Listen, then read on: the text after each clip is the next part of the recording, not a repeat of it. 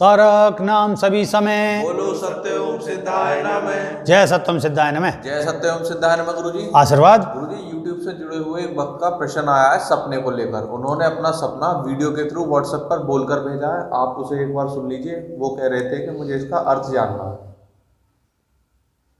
सत्यम सिद्धाय नमः। मेरा नाम मनीष कसेरा है। मैं हमेशा सपने में अपने आप को ज़मीन से 2 फुट ऊपर उड़ता हुआ देखता हूँ और जगह जगह मतलब कहीं भी जाना होता है, पूरे रास्ते में कहीं जा रहा हूँ, जैसे कार के ऊपर से उड़ा तो कार से भी 2 फुट ऊपर ही उड़ूँगा। इस तरीके से मैं हमेशा अपने आप को ज़मीन से ऊपर उड़ते हुए अधिकतर मेरा जो सपना आता है, और ये सपना मुझे लगभग बचपन से ही आता है। हमेशा अपने आप को उड़ता हुआ देखता हूँ। कभी साइकिल चला रहा हूँ तो साइकिल भी मेरी उड़ेगी, मोटरसाइकिल चला रहा हूँ तो मोटरसाइकिल भी मेरी उड़ेगी। ऐसा सपना मैं अधिकतर देखता हूँ। जय सत्यम सिद्धाय नमः। जैसे कि इस भक्त ने कहा कि मुझे स्वप्न में बचपन से लेकर वर्तमान तक हमेशा ज़मीन से ऊपर उड़ते हुए, खासकर 2.5-3 फीट के अंतराल से उड़ते हुए देखता हूँ। अगर मैं साइकिल चला रहा हूँ या किसी भी वाहन के ऊपर से गुजर रहा हूँ तो मैं साइकिल सही तो भी 2.5 फीट उठूँगा, और अगर किसी वाहन के ऊपर से गुजर रहा हूँ या किसी व्यक्ति विशेष के ऊपर से गुजर रहा हूँ तो भी 2.5 फीट का गुजरूँगा। तो ये क्या है कि ये वायु तत्व का प्रधानता का स्वप्न होता है कि हमारे शरीर में जो पंच तत्व हैं उनमें किस तत्व की मात्रा अधिक हो जाती है। कि जल तत्व की है तो जल का विचरण में देखोगे, जल को ज़्यादा देखोगे, गंगा जी उफन रही हैं। और पृथ्वी तत्व पे तो आप हरियाला इस तरीके से ये सब देखोगे। और हर तत्व का स्त्री प्रधान और पुरुष प्रधान 2 अर्थ होते हैं। कि अगर आप स्त्री प्रधान वाला सपना देख रहे हो तो उसमें क्या है कि हरियाली, पेड़ पौधे, ये पुरुष प्रधानता में थोड़ा अग्नि तत्व की मात्रा होती है। तो आप अगर वायु तत्व में उठ रहे हो तो यहाँ पे पुरुष प्रधानता है। इस पुरुष प्रधानता में किस प्रकार होता है, जैसे हमारा मूलाधार है, ये पृथ्वी तत्व है, दूसरा है जल तत्व है, तीसरा अग्नि तत्व है, चौथा वायु तत्व है।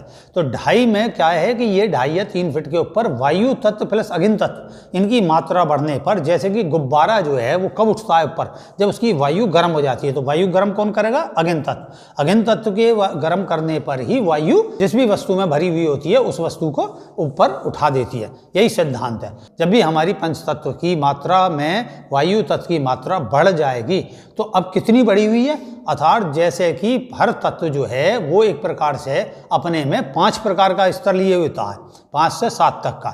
मूल में पंच तत्व के आधार पर 5 स्तर पे। तो 2.5 का अर्थ है कि बीच के मध्य तक वो उठा हुआ है। वायु तत्व कहाँ था? हृदय में। हृदय में आपकी जो भावना है वो उच्चतर का प्रतीक है। इसका मतलब ये नहीं कि आपकी संसारिक और वैसी जो आध्यात्मिक है उसमें बहुत उच्चतर अवस्था हो गई है, ऐसा कुछ नहीं होता। लेकिन फिर भी कहेंगे कि अपेक्षाकृत औरों के आपकी मन की दशा उच्चतर है।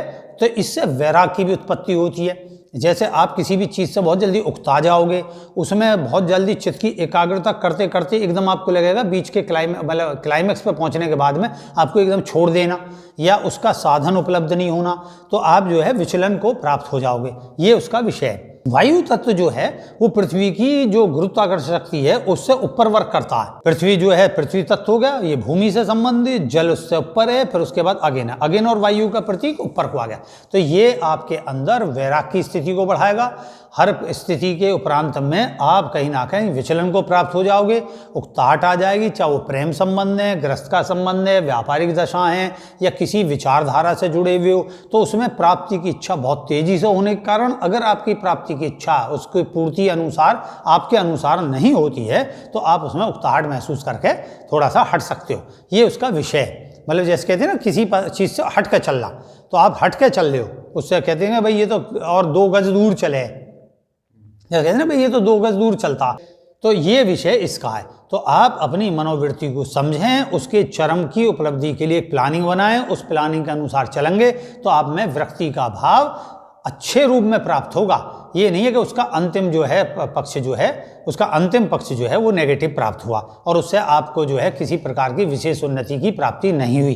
तो आप ध्यान से रखें, आप उस पर प्लानिंग से काम करें। कोई भी प्लानिंग हो आपके पास में जीवन को लेकर, उस पर सही से कार्य करें। पेपर पर कार्य कर लें। कार्य करने के बाद कि मेरी वृत्ति ऐसी चल रही है, मेरी योजना ऐसी चल रही है, इसका परिणाम लगभग दो प्रकार से ऐसा होगा, ये नेगेटिव जा सकता है, ये पॉजिटिव जा सकता है। तो मुझे ये पॉजिटिव जो है इसको कैसे, ये जो नेगेटिव है इसको कन्वर्ट करते हुए पॉजिटिविटी में कैसे आगे ले जाना, इस सबको जब आप सॉल्यूशन खुद अपने पेपर वर्क पे करोगे तो आपको जीवन में उन्नति प्राप्त होगी। तो आशीर्वाद करता हूं कि आपकी चीज समझ में आ गई होगी। जय सत्यम सिद्धाय नमः। जय सत्यम सिद्धाय नमः।